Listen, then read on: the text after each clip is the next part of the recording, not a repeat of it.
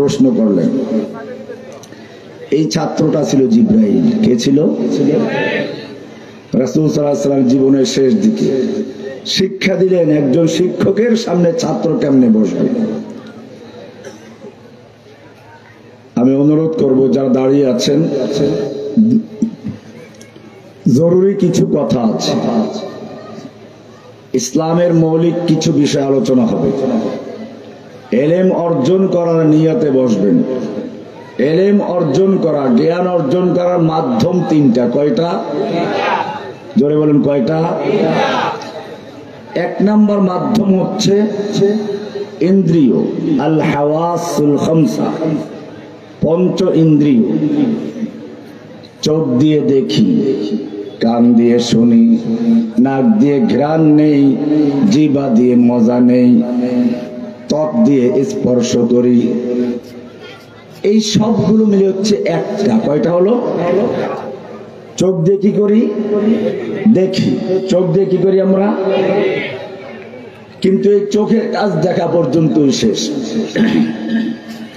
মনে করুন রাস্তার একটা বখাটে ছেলে, রাস্তায় একটা মেয়ে লোক হেঁটে যাচ্ছে, তাকে দেখলো। দেখলো কি দিয়ে? চোখ দিয়ে। চোখের কাজ শেষ। এখন দ্বিতীয় আর একটা জিনিস তার মাথার মধ্যে আছে, বুদ্ধি। এবারে সে বুদ্ধিটাকে কাজে লাগাচ্ছে। কেউ ওই মেয়ে লোকটার বাড়ি কোথায়, কিভাবে তাকে পাওয়া যায়, কিভাবে তার কাছে পত্র লিখবে, এইভাবে সে মাথার মধ্যে চিন্তা করতে থাকে। বোঝা গেল মাথার মধ্যে একটা কারখানা আছে। কি আছে? একটা ফ্যাক্টরিতে যেমন তৈরি হয় বিভিন্ন জিনিসপত্র, ঠিক আমাদের মাথার মধ্যে একটা কারখানা আছে যেখানে বিভিন্ন জিনিসপত্র তৈরি হয়। ওয়াল্লাহু ইয়ালামু মা তাসনাউন। তোমরা কারখানায় কি তৈরি করছো আল্লাহ রাব্বুল আলামিন জানেন। এই কারখানা হচ্ছে মাথা। কারখানা কি? বোঝা গেল এলেম অর্জন করার প্রথম মাধ্যম হচ্ছে ইন্দ্রিয়। ইন্দ্রিয়ের কাজ যেখানে শেষ হয় সেখান থেকে শুরু হয় দ্বিতীয়টার কাজ, সেটা হচ্ছে বিবেক, বুদ্ধি, জ্ঞান। কিন্তু একটা জিনিস মনে রাখবেন, আমাদের চোখ দিয়ে আমরা দেখি, কিন্তু চোখ থাকলে কি দেখা যাবে? চোখের সামনে যতক্ষণ পর্যন্ত কোনো আলো না জ্বলবে কিছুই দেখা যাবে না। তোমার চোখের পাওয়ার যত ভালো হোক না কেন, তোমার চোখ যত তীক্ষ্ণ হোক না কেন, যতক্ষণ পর্যন্ত তোমার চোখের সামনে কোনো বাতি না জ্বলবে, মোমবাতির আলো, বিদ্যুতের আলো, সূর্যের আলো, চন্দ্রের আলো, কোন প্রকার আলো যতক্ষণ পর্যন্ত তোমার চোখের সামনে না জ্বলবে ততক্ষণ পর্যন্ত তোমার চোখ যত ভালো হোক কিছুই দেখতে পাবে না। ঠিক কিনা? ঠিক তেমনি ভাবে তুমি যত বড় বিজ্ঞানী হও, যত বড় জ্ঞানী হও, তুমি যত বড় বুদ্ধিমান হও না কেন, তোমার জ্ঞান চোখের সামনেও আর একটা আলোর প্রয়োজন আছে। ওই আলো যতক্ষণ পর্যন্ত না জ্বলবে ততক্ষণ পর্যন্ত তুমি মানুষ নও, তুমি পশু। সেই আলোর নাম হচ্ছে ওহী। সেই আলোর নাম কি? বিবেক বুদ্ধির কাজ যেখানে শেষ হয়ে যায়, জ্ঞান যে পর্যন্ত শেষ হয়ে যায় তারপরে কাজ করে না। দুই বোনকে একসাথে বিয়ে করে যাবে না কেন? এটা জ্ঞান দিয়ে বোঝা যাবে? মাকে কেন বিয়ে করা যাবে না? জ্ঞান দিয়ে বোঝা যাবে? ভাই কেন বোনের চেয়ে ডবল সম্পত্তি পায়? তোমার বুদ্ধি দিয়ে বোঝা যাবে না। আল্লাহ রাব্বুল আলামিন বলেন, তোমার চক্ষু দিয়ে দেখতে হলে যেমন একটা আলোর প্রয়োজন রয়েছে, ঠিক তেমনি ভাবে জ্ঞান চক্ষু দিয়েও যদি তুমি দেখতে চাও তার সামনে একটা আলোর প্রয়োজন আছে। সত্যকে জানতে চাইলে তার সামনে একটা আলোর প্রয়োজন আছে। সেই আলো হচ্ছে আল কোরআনুল কারীম। ক্বাদ জাআকুম মিনাল্লাহি নূরুন ওয়া কিতাবুম মুবিন। আল্লাহ রাব্বুল আলামিন বলেন, তোমাদের কাছে আল্লাহর পক্ষ থেকে একটা আলো এসেছে, আলো। এই আলো যতক্ষণ পর্যন্ত তোমার জ্ঞান চোখের সামনে না জ্বলবে, অতক্ষণ পর্যন্ত তুমি বানরের বাচ্চা হতে পারো, উল্লু ভল্লুর বাচ্চা হতে পারো, শিম্পাজির বাচ্চা হতে পারো, গাধার বাচ্চা হতে পারো, ঘোড়ার বাচ্চা, বাঘ ভল্লুকের বাচ্চা হতে পারো, হুতুম পেঁচা হতে পারো, তুমি মানুষ হতে পারো না। জোরে বলুন সুবহানাল্লাহ। এবারে দলিল নেন কোরআন থেকে। কোরআন বলছে আর রহমান আল্লামাল কুরআন খালাকাল ইনসান। আল্লাহ রাব্বুল আলামিন বলেন আর রহমান, কার নাম? আল্লামাল কোরআন, শিক্ষা দিয়েছেন কোরআন, খালাকাল ইনসান, সৃষ্টি করেছেন মানুষ। আমি আপনাদের জিজ্ঞেস করতে চাই, আপনারা কি মায়ের পেট থেকে কোরআন আগে শিখে তারপরে সৃষ্টি হয়েছেন, না জন্ম হওয়ার পরে কোরআন শিখেছেন? কোনটা? অথচ আল্লাহ তো উল্টো বললেন, আমরা সকলেই আগে সৃষ্টি হয়েছি, জন্মগ্রহণ করেছি, তারপরে কোরআন শিখেছি, ঠিক কিনা? কিন্তু আল্লাহ কি বললেন? আর রহমান আল্লামাল কুরআন খালাকাল ইনসান। আর রহমান শিক্ষা দিয়েছেন কোরআন, সৃষ্টি করেছেন মানুষ। এটা ভুল বলেন নাই, এটা এজন্য বললেন যদিও তোমরা মানুষের ঘরে জন্মগ্রহণ করেছো, কিন্তু যতক্ষণ পর্যন্ত তুমি কোরআনের জ্ঞান অর্জন না করবে, কোরআন শিক্ষা লাগবে, অতক্ষণ পর্যন্ত তুমি মানুষের রূপ আকৃতি হলেও তুমি মানুষ নাও, তুমি উল্লু ভল্লু শিম্পাজি, ঠিক কিনা? নওফেলরা দেখেন না কি করেছিল? বিগত সরকারের কিছু মন্ত্রী, এরা নিজেরাও বানরের বাচ্চা, নিজেরাও কি, এটা দেখেন নাই? পহেলা বৈশাখ আসলে ঢাকা বিশ্ববিদ্যালয়ের মতো এত বড় শিক্ষা প্রতিষ্ঠান থেকে পহেলা বৈশাখের মিছিল বের করে কেমনে জানেন? মঙ্গল শোভাযাত্রা, বোতুম পেঁচার মুখোশ পরে, বাঘ ভল্লুকের মুখোশ পরে, ইঁদুর বাদরের মুখোশ পরে তারা জানিয়ে দিচ্ছে, ও জাতি তোমরা বিভ্রান্ত হইও না, আমরা যদিও ঢাকা বিশ্ববিদ্যালয়ের মতো জায়গার থেকে পাশ করে বের হচ্ছি, আমরা কিন্তু মানুষ না, আমরা কিন্তু ভল্লুক, আমরা উল্লুক, আমরা কিন্তু ইঁদুর, আমরা কিন্তু বাঘ, আমরা কিন্তু হিংস্র পশু, আমরা কিন্তু হাঙ্গর কুমির, আর আমরা হচ্ছি বানরের বাচ্চা। দলিল পাওয়া গেছে কোরআন থেকে। এটা কেন দাবি করে? নতুবা একটা জিনিস চিন্তা করেন, পাবদা মাছ আর বোয়াল মাছ দেখতে একরকম কিনা? আজ পর্যন্ত কোন পাগলে বলেছে এই পাবদা মাছগুলো হচ্ছে বোয়াল মাছের আদি পুরুষ? শোল মাছ, গজার মাছ, টাকি মাছ এক জাতের কিনা? কিন্তু আজ পর্যন্ত কেউ বলেছে যে এই টাকি মাছগুলোই হচ্ছে গজার মাছের আদি পুরুষ? এরা করলো কি, জঙ্গলে গিয়ে দেখে বানরেরা হাসে, দুষ্টুমি করে, শিম্পাজি, এইগুলো দেখে মনে মনে বুঝলো, ওহো এই এরাই তো আমাদের আদি পুরুষ। তোদের আদি পুরুষ ওরা ঠিকই আছে, আমরা অস্বীকার করি না, কিন্তু জেনে রাখবি আমরা বানরের বাচ্চা না। আমাদের পরিচয় কোরআন দিয়েছেন, লাকাদ খালাকনাল ইনসানা ফি আহসানি তাকওয়িম। আল্লাহ রাব্বুল আলামিন বলেন, আমি মানব জাতিকে উত্তম সৃষ্টি, উত্তম গঠন, উত্তম আকৃতি দিয়ে সৃষ্টি করেছি। কে বলেছেন? ওয়ালাকাদ কাররামনা বনি আদম, আমি বনি আদমকে সম্মানিত করেছি। বোঝা গেল আমরা কি বানরের বাচ্চা না মানুষের বাচ্চা? একটা আকীদা পরিষ্কার হয়ে গেল, আমরা কার বাচ্চা? আমরা আদমের বাচ্চা। কার বাচ্চা?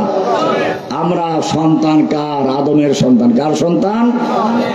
আমরা বানরের সন্তান না। এইবারে 2 নাম্বার পরিচয়, आदमीरा आदमियत दादाई बाज़म मुसलमा कर दाई ऐ खुदा कर बाशवम एहसा बर एहसा कर दाई। 2 নাম্বার পরিচয় হচ্ছে আমরা মুসলিম। আমরা কি? আমি কিন্তু পরে পরীক্ষা নেব, পাস করলে 100 টাকা পুরস্কার দেব ইনশাআল্লাহ। 3টা প্রশ্ন করা হবে যদি সময় পাই। পুরো আলোচনার থেকে 3টা প্রশ্ন হবে। দুই নাম্বার পরিচয়, আমাদের একটা পরিচয় আছে, আমাদের পরিচয় মুসলিম। কি পরিচয়? এক বচনে মুসলিম, বহু বচনে মুসলিমুনা মুসলিমিনা। মিল্লাতা আবিকুম ইব্রাহিম হুয়া সাম্মাকুমুল মুসলিমিন। জোরে বলুন সুবহানাল্লাহ। আল্লাহ রাব্বুল আলামিন বলেন, তোমাদের এই মিল্লাত, তোমাদের এই ধর্ম, তোমাদের এই যে জীবন ব্যবস্থা, এটা ইব্রাহিমের মিল্লাত। কার মিল্লাত? তোমাদের পিতা ইব্রাহিমের মিল্লাত। আমাদের পিতার নাম কি?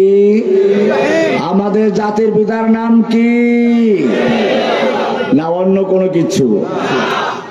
কোথার এক উল্লুক ভল্লুক ধরে এনে জাতির পিতা বানাই দেয়।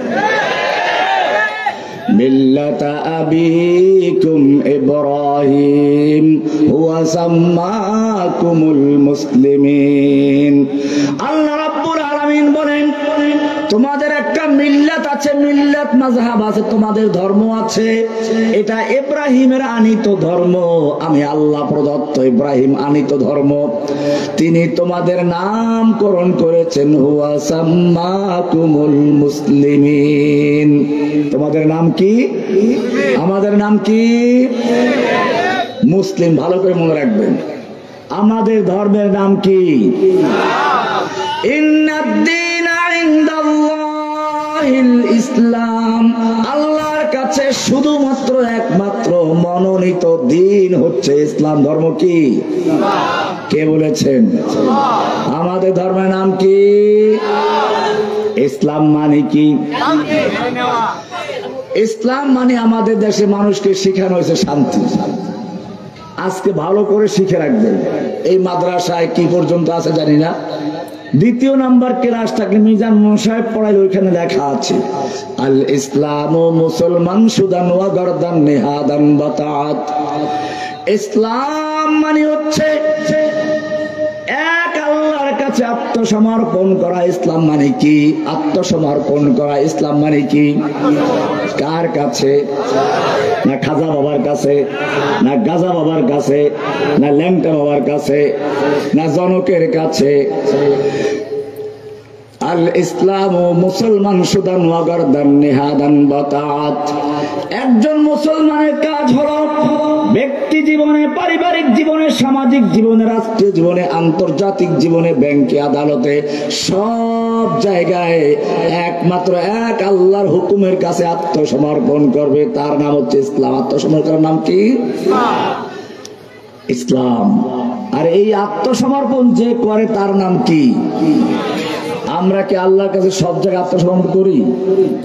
ব্যাংকে গেলে কি আল্লাহর হুকুম মানি? ব্যাংক চলে সুদে। সুদ ইসলামে হালাল না হারাম? কেমন হারাম? আল্লাহ স্পষ্ট দিয়েছেন, ওয়া আহাল্লাল্লাহুল বাই'a ওয়া হাররামার রিবা। আল্লাহ ব্যবসাকে হালাল করেছেন, সুদ কি করেছেন? হারাম। এরপরে আল্লাহ আরো বলেছেন, ইয়া আইয়ুহাল্লাযীনা আমানুত্তাকুল্লাহা ওয়া দারু মা বাকিয়া মিনার রিবা ইন কুনতুম মুমিনিন।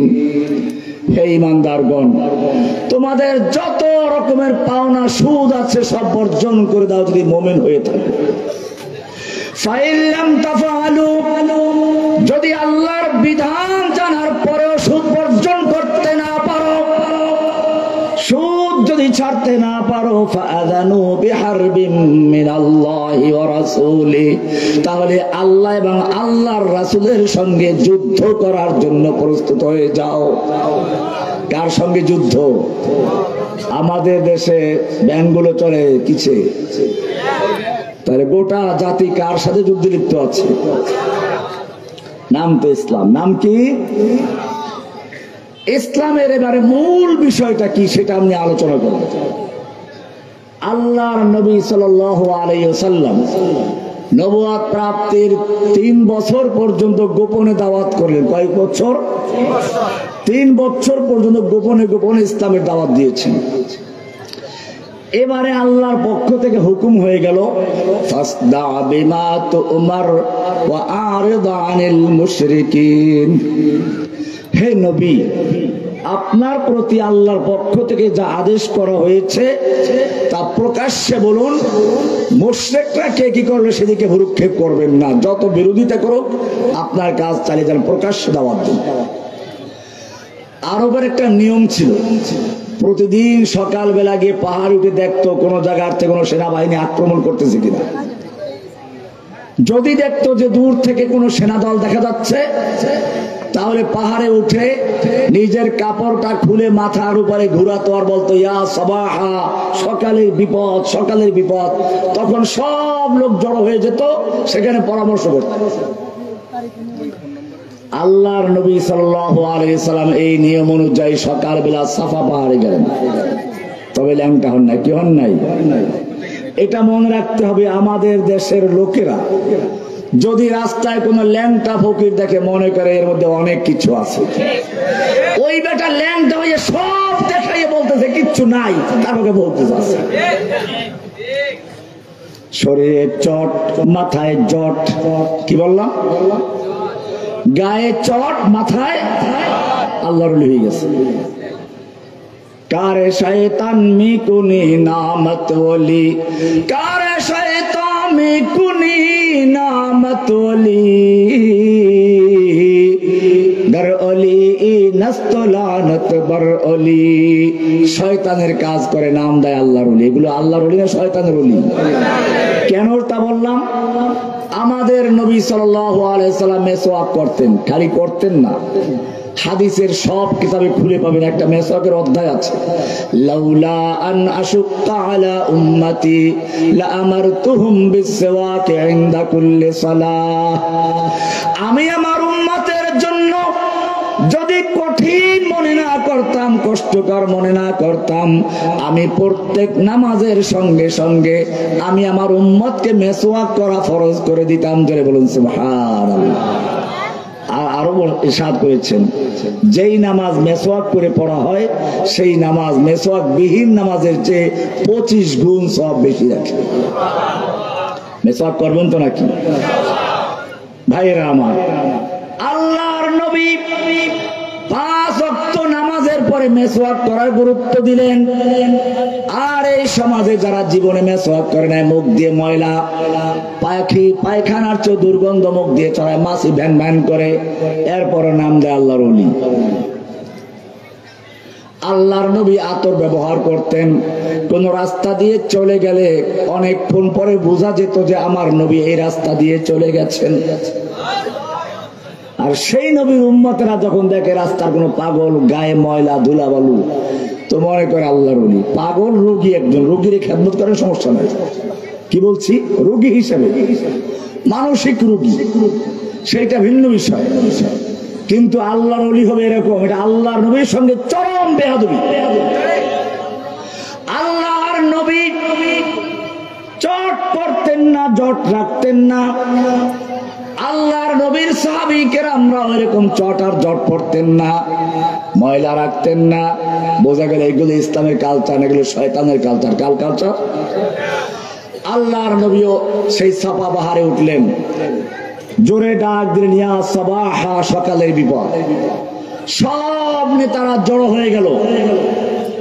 এবারে আল্লাহর নবী সাল্লাল্লাহু আলাইহি সাল্লাম প্রশ্ন করলো, হে মক্কার নেতারা, আজকে যদি আমি বলি এই মক্কার অপর প্রান্তে, পাহাড়ের অপদেশে, পাহাড়ের পাদদেশে তোমাদের শত্রু বাহিনী ওত পেতে বসে আছে, যেই কোনো মুহূর্তে মক্কায় আক্রমণ করে তছনছ করে দেবে, বিশ্বাস করবে কিনা? মক্কার সব নেতারা বলল অবশ্যই বিশ্বাস করব, কারণ মা জাররাবনাকা কাযিবান কত্তু, আমরা আপনার থেকে কখনো মিথ্যা শুনি নাই।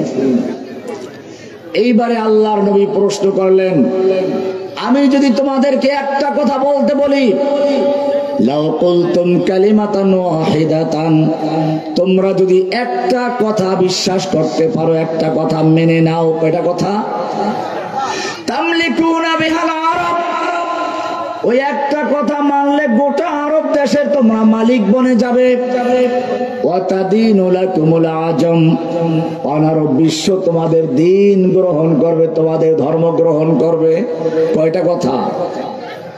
মক্কার নেতারা খুশি, আবু জাহেল লাফ দিয়ে বলে, এমন কথা একটা কেন 10টা বলো, তাড়াতাড়ি বলো। এইবারে খেলাটা কেমনে হয় দেখেন।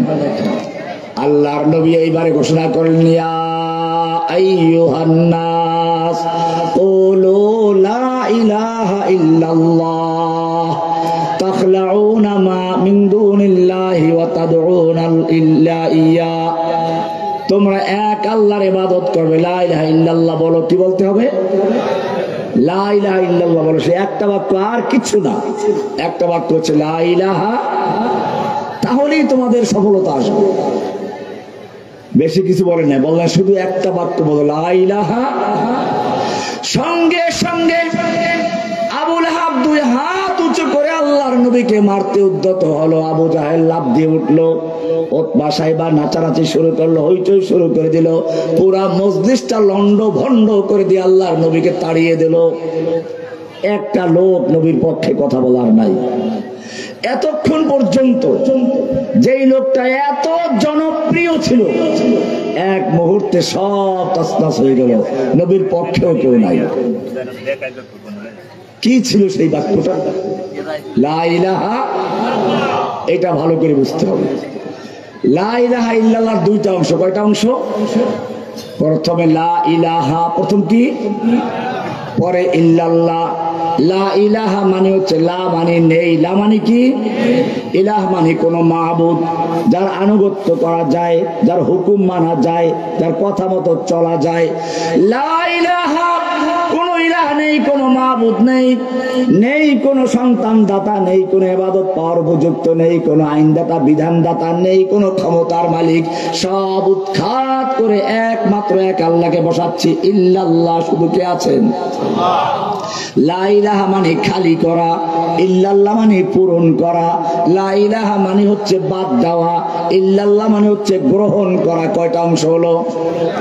উদাহরণস্বরূপ, একটা পুরাতন বিল্ডিং এ রং করতে গেলে মানুষ প্রথমে কি করে? পুরাতন রংগুলো ঘষে মেজে ধুয়ে মুছে পরিষ্কার করে তারপরে নতুন রং করে, ঠিক কিনা? কেন? পুরাতন রঙের উপর রং করলে পুরাতনটাও যাবে, নতুনটাকে নিয়ে যাবে। এই কারণে প্রথমে মানুষের পুরাতন রংটাকে ঘষে মেজে ধুয়ে মুছে পরিষ্কার করে তারপরে নতুন রং করে। ঠিক তেমনি ভাবে লা ইলাহার মাধ্যমে অন্তরের ভিতরে যত গায়রুল্লাহ আছে সব গায়রুল্লাহকে উৎখাত করে পরিষ্কার পরিচ্ছন্ন করে এরপরে শুধু একজনকে বসানো হয়। তিনি হচ্ছেন কে? কুল ইন্না সালাতি ওয়া নুসুকি ওয়া মাহইয়ায়া ওয়া মামাতি লিল্লাহি রাব্বিল আলামিন। বলো, আমার সালাত, আমার কুরবানি, আমার জীবন, আমার মরণ সব কার জন্য? আমার জীবনের ভালোবাসা কার জন্য? আমি আমার সন্তানকে ভালোবাসবো কার জন্য? আমি আমার আব্বাকে ভালোবাসবো কার জন্য? মাকে ভালোবাসবো কার জন্য? আল্লাহ ভালোবাসতে বলেছেন, সেজন্য আল্লাহর জন্যই ভালোবাসবো, নাকি মা বাবাকে বৃদ্ধাশ্রমে দিয়ে আসবো। বোঝা গেল আমাদের ভালোবাসা, আমাদের সব কিছু হবে কার জন্য? লা ইলাহা। এটার নাম তাওহীদ। এর নাম কি? এটার নাম কি? এইটাই ইসলামের মূল শক্তি। তাওহীদ কি আমানত सीनों में है हमारे, आसान नहीं मिटाना, आसान नहीं मिटाना, नामो निशान हमारा। আমাদের অন্তরে কি আছে? তাওহীদের শক্তি আছে। কি আছে? এই তাওহীদের শক্তি যদি থাকে, সব গুরিজা हो गया आखिर नगमा है खुर्शीद से, ई चमन मामूर होगा नगमा है ताওহীদ से। এক আল্লাহর ভয় যদি অন্তরে থাকে তাহলে আর কিছু লাগে না। কিন্তু এই জায়গাটাই সমস্যা। একজন লোক, খুব খেয়াল করবেন, একটা মহিলাকে রাস্তার থেকে ধরে নিয়ে আসছে। কি করলো? রাস্তার থেকে মহিলা একজন ধরে নিয়ে আসলো, বিয়ে করে নাই। কি করে নাই? এবারে মহিলাকে এনে উযু করাইলো, গোসল করাইলো, নামাজের মুসাল্লায় দাঁড় করাইলো, নামাজ পড়াইলো, রোজা রাখায়, হজ করায়, যাকাত দেয়, কোরআন পড়ায়, তাসবিহ তাহলিল সব পড়ায়, বোরকা পড়ায়, কিন্তু কি করে নাই? কঠোর শরিয়া মেনে ঘর সংসার করে, কিন্তু বিয়েই করে নাই। কি করে নাই? এই শরিয়া মানে কোন অর্থ আছে? ঠিক তেমনি ভাবে আমার জাতি নামাজ রোজা কিছুটা হলেও করে, কিন্তু লা ইলাহা ইল্লাল্লাহর ভিতরে প্রবেশ করে নাই।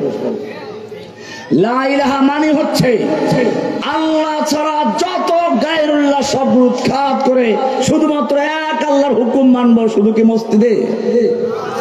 মসজিদে হুকুম মানবো কার? মন্দিরে কার? রাষ্ট্রভবনে কার? গণভবনে কার? ব্যাংকে কার? আদালতে কার? কোন জায়গায় আল্লাহর হুকুম আছে? সব জায়গায় হুকুম চলে কার? মানুষের তৈরি করা হুকুম চলে। বোঝা গেল লা ইলাহা ঠিক নাই। কি নাই? এটার নাম এক। এটার নাম কি? আপনি শূন্য লেখলেন, 1 0 2 0 3 0, অনেকগুলো শূন্য লেখলেন, কোনো মূল্য আছে? আগে কি লিখতে হবে? 1 লেখেন। এক লেখার পরে এখন একটা শূন্য কত হলো? আর এক শূন্য কত হলো? আর এক শূন্য কত হলো? এখন যত শূন্য বাড়বে একের মূল্য কত? ঠিক তেমনি ভাবে লা ইলাহা ইল্লাল্লাহ যদি পরিষ্কার থাকে, অন্তর থেকে যত রকমের গায়রুল্লাহ আছে সব কিছু উৎখাত করে যদি এক আল্লাহর প্রতি ঈমান আনতে পারো, তাহলে জেনে রাখবে তুমি একজন মুসলিম, তুমি মুমিন। এছাড়া যতই তাসবিহ তাহলিল করো, তুমি ঈমানদারি না। কোরআন বলছে ওয়া মিনান নাসি মান ইয়াকুলু আমান্না বিল্লাহি ওয়া বিল ইয়াউমিল আখির ওয়া মা হুম বিমুমিনিন। মানুষের মধ্যে অনেক মানুষ আছে এমন যারা বলে আমরা আল্লাহকে বিশ্বাস করি, পরকালে বিশ্বাস করি, ওয়া মা হুম বিমুমিনিন, অথচ তারা কেউ মুমিনই না। আল্লাহর নবী তাওহীদের দাওয়াত দিলেন কোথায় বসে যেন? কোথায়? সাফা পাহাড়ে। সব লন্ডভন্ড হয়ে গেল। আল্লাহর নবীর পক্ষে একটা লোক দাঁড়াবার মতো নেই। আল্লাহর নবী মনক্ষুণ্ণ হয়ে ঘরে চলে গেলেন। আল্লাহ রাব্বুল আলামিন আরশের থেকে সব দেখতে পেলেন, সঙ্গে সঙ্গে প্রতিবাদ করলেন, তাব্বাত ইয়াদা আবি লাহাবিন ওয়া তাব্বা মা আগনা আনহু মালুহু ওয়া মা কাসাব। আবু লাহাবের অনেক সন্তান ছিল, সম্পদ ছিল অনেক, তার গর্ব ছিল অনেক। আল্লাহ রাব্বুল আলামিন বললেন, আবু লাহাব যেই সন্তানদের উপরে ভরসা করে এত গর্ব করে, যেই সম্পদের উপরে ভরসা করে এত অহংকার করে, ওর সন্তান এবং সম্পদ কোনো কাজে আসবে না। কাজে আসছিল নাকি? জানেন কেমনে মরছে? আবু লাহাব কোনো যুদ্ধে মরে নাই। ভালো করে শুনুন। আবু লাহাব, আমাদের যেমন করোনা হয়েছিল না কিছুদিন আগে, করোনার সময় মা বাপকে ছেড়ে কোথায় সন্তান পালিয়ে গেছে। প্লেগ রোগ হলো, প্লেগ। এটা হচ্ছে ফোড়ার মতো, ভিতর থেকে উঠে গোশত পচে গলে পড়ে যায়, চরম ছোঁয়াচে রোগ। আবু লাহাবের সেই প্লেগ রোগ দেখা দিল। প্লেগ রোগ দেখা দেওয়ার পরে তার সন্তানরা পালিয়ে গেল। তার খেদমত করার কোনো লোক নেই। আস্তে আস্তে না খেয়ে না খেয়ে শুকিয়ে শুকিয়ে মরতে লাগলো, আর পচতে লাগলো। এক সময় মারা গেল। পচার পরে দুর্গন্ধ ছড়লে, এমনি মানুষ পচলে মরলে গন্ধ আসে, আবার যদি সেটা প্লেগ রোগের কারণে হয় তাহলে তো আরো বেশি গন্ধ। পুরা মক্কায় গন্ধ ছড়িয়ে পড়লো। লোকেরা আবু লাহাবের সন্তানদেরকে বলা বলি করলো, এই তোদের আব্বাকে তাড়াতাড়ি কবর দে, গন্ধে আর সহ্য করা যাচ্ছে, রোগ জীবনে জড়াচ্ছে। তারা দূরে একটা গর্ত করলো। গর্ত করে তারপরে দূর থেকে বাঁশ দিয়ে খুঁচিয়ে খুঁচিয়ে ওখানে নিয়ে ফেলালো। এরপরে দূর থেকে পাথর ছুঁড়ে ছুঁড়ে তারপর কবর দিল। তাব্বাত ইয়াদা আবি লাহাবিন ওয়া তাব্বা। আবু লাহাব ধ্বংস হলো, তার দুই হাত ধ্বংস। মা আগনা আনহু মালুহু ওয়া মা কাসাব। তার সন্তান এবং সম্পদ কোনো কাজে আসেনি। আসছে নাকি? আমাদের দেশে এক লেডি ফেরাউন ছিল। কি ছিল? আবু লাহাবের মতো অহংকারী ছিল। তার বিরুদ্ধে কোন আলেম কথা বললে তাদেরকে জেলে ঢুকিয়ে দিত। ফেরাউন এই কাজটাই করেছিল। লাইন ইত্তাখাযতা ইলাহান গায়রি লাআজআলান্নাকা মিনাল মাসজুনিন। ফেরাউন বলল, ও মিশরবাসী, আমি তোমাদের সবচেয়ে বড় আল্লাহ। বড় কি? فحشر فنادى فقال انا ربكم الاعلى। সব জনগণকে জড়ো করে বিশাল সমাবেশ করে ঘোষণা করলো, আনা রব্বুকুমুল আ'লা, আমি তোমাদের সবচেয়ে বড় রব, বড় আল্লাহ। খবরদার, লাইন ইত্তাখাযতা ইলাহান গায়রি, আমাকে বাদ দিয়ে যদি অন্য কোন আল্লাহ গ্রহণ করো, লাআজআলান্নাকা মিনাল মাসজুনিন, আমি সোজা তোমাদেরকে জেলে ঢুকিয়ে দিব। কে বলছিল? ফেরাউন। আমাদের লেডি ফেরাউনও তাই করেছে। যখন তার বিরুদ্ধে কেউ কথা বলেছে, সে হয় সাইদি হোক রহমানি হোক বা মামুনুল হক, যত বড় ব্যক্তি হোক না কেন, সব জেলে ঢুকিয়েছে, ঠিক কিনা? ও আমার ভাইয়েরা,